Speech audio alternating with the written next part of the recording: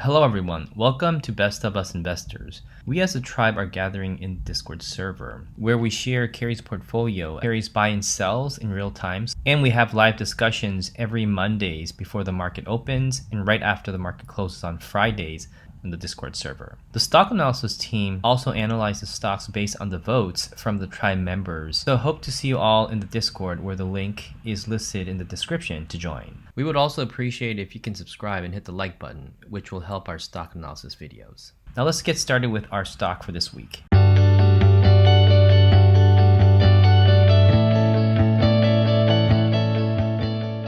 Today, we will be talking about Teladoc Health. The ticker symbol is TDOC. Teladoc Health is a multinational telemedicine and virtual healthcare company based in the US, where its primary services are, of course, virtual care delivery, where you no longer need to go inpatient or in-person meetings. And as of last year, there were over 70 million people in the US that had access with virtual Teladoc Health solutions. Out of the 7 million, around over 10 million people were delivered to the actual visits to clinicians and therapists.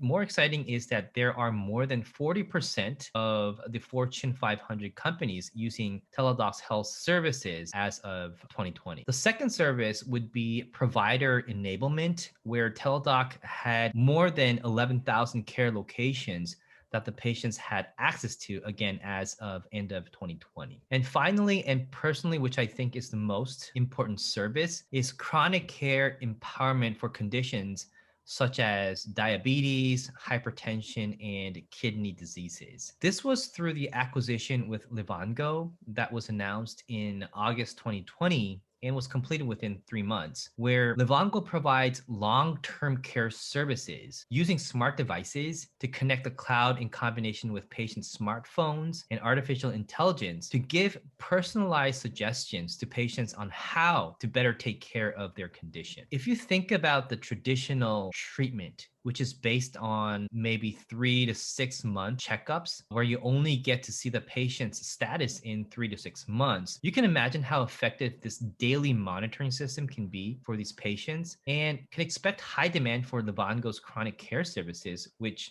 has a huge potential to drive major growth in the future for Teladoc Health. So basically, Teladoc is using electronic communications and softwares to monitor and treat patients instead of an inpatient or in-person visit. Now, this would benefit both the doctors and the patients, since they can see a doctor anytime, anywhere based on their schedule. And since the doctor's time is scarce, this system can leverage their time and the patient's time much better. Now, this will make it much more flexible, available, more efficient on delivering medical care. And also, due to the boom of digitalization, telemedicine is definitely a fast growing industry. So what is the total addressable market that we are talking about here for telemedicine? According to Facts and Factors market research report, the global telehealth market size was 62.45 billion in 2020, which was estimated to reach 475.5 billion by 2026, which is over 7 times the size of 2020. Last year, as I mentioned, Teladoc had a huge acquisition,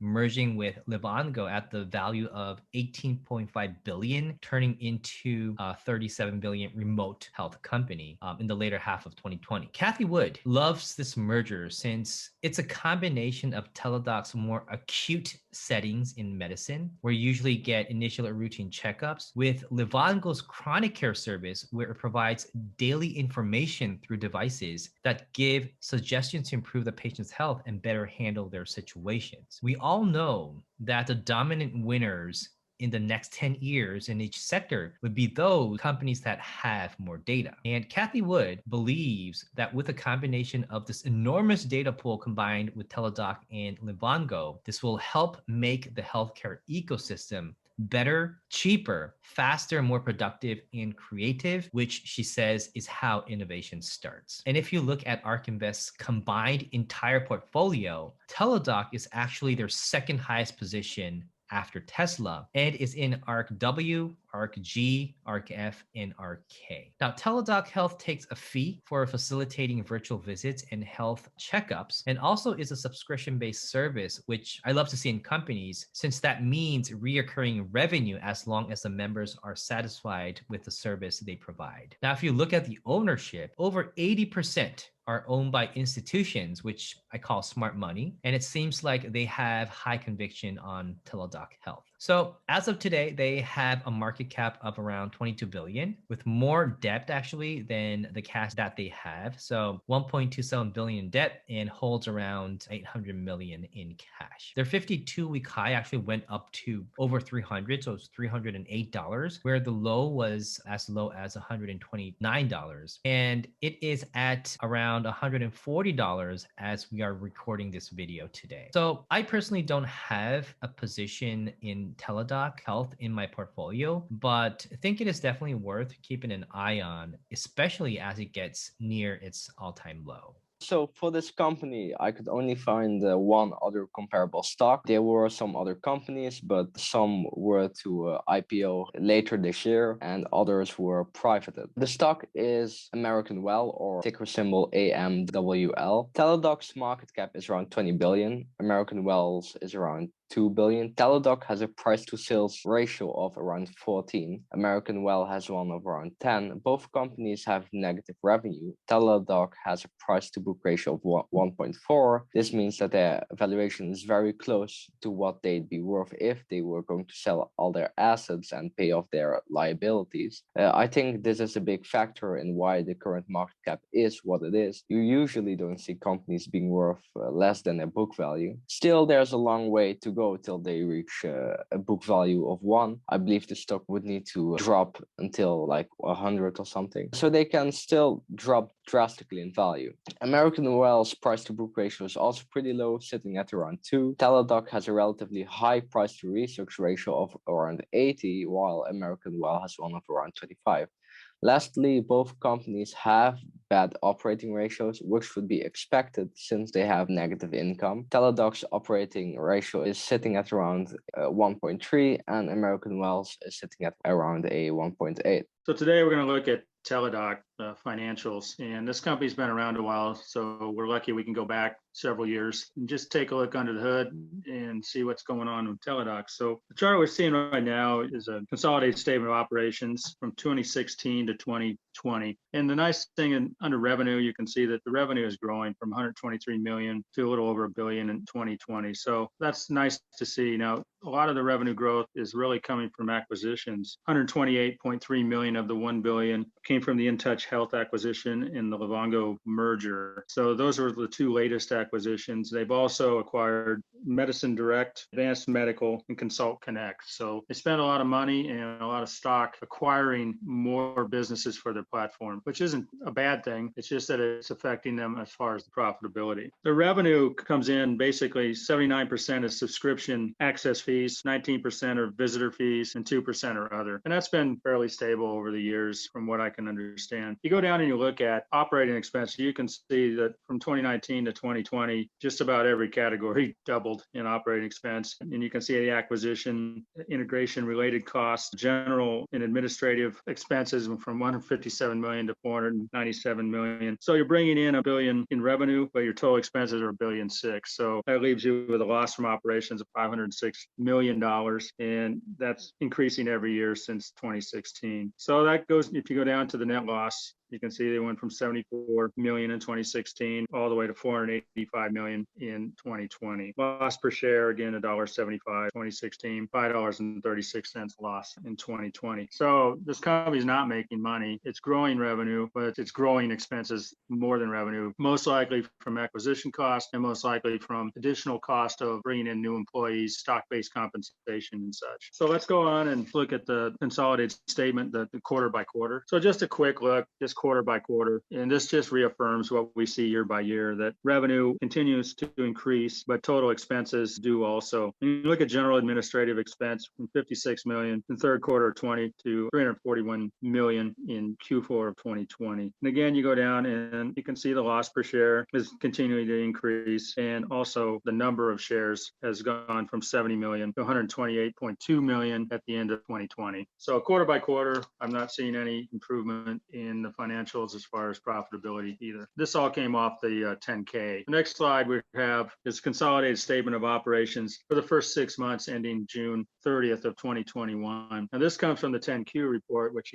I encourage people to go and start looking at 10Qs and 10Ks. This is where I get a majority of my information. So if you look at the revenue, total revenue was 503.1 million for the quarter ended June 30th, 2021, compared to 241 million during the quarter ended June 30th, 2020, an increase of 262.1 million or 109%. Excluding the impact from acquisitions of 164.2 million, revenue increased 41%. The increase in revenue is driven primarily by generation of additional access fees by the membership base, particularly among behavioral health specialists. Total revenue of June 30th, 2021 for 6 months was 956 million compared to 421.8 million for the 6 months ending June 30th, 2020, an increase of 535 million or 127%.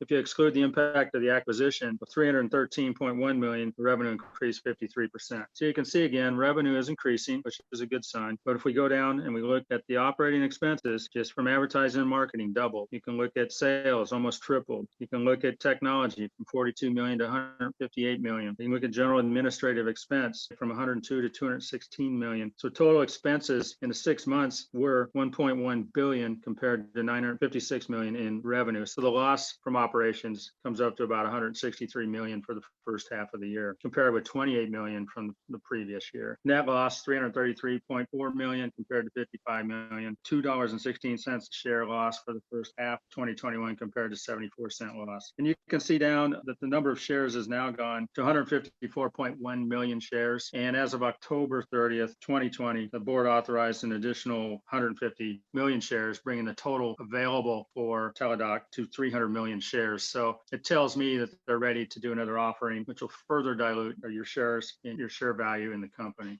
Okay, so we'll take a look at the balance sheet, and you can see cash and cash equivalents are $783 million, about the same, just a little higher than it was a year ago.